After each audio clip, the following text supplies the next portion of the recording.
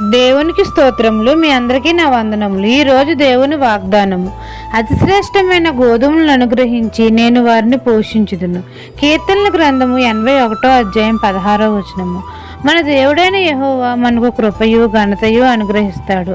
మన అందరికీ అతి శ్రేష్టమైన గోధుమలను అనుగ్రహించి నేను వారిని పోషించుదును అని మన ప్రభువు మనతో సెలవిస్తున్నారు. మన తండ్రి తన ప్రజలతో తన భక్తులతోనూ శుభవచనములు పలుకుతున్నాడు. కొండదేనితో మనల్ని తృప్తిపరుస్తానంటున్నాడు. మనకు బలమై ఉన్న దేవునికి ఆనందగానం చేయాలి. ఇశ్రాయేలు, నీవు మా మాట వినిన ఎడ్ల ఎంత మేలు ఎంత మనోహరము అని మన తండ్రి మనతో సెలవిస్తున్నారు. యథార్థంగా ప్రవర్తించే వారికి ఆయన ఏ మేలును చేయక మానడు.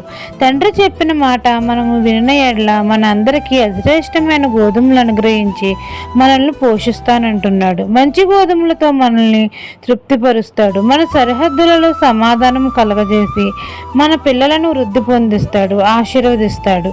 ఈ దిన వాగ్దానం నా జీవితంలో నెరవేరాలని కోరుకుంటూ దేవుని సువార్త పరిచర్యలో మీ సహోదరి. ఆమెన్.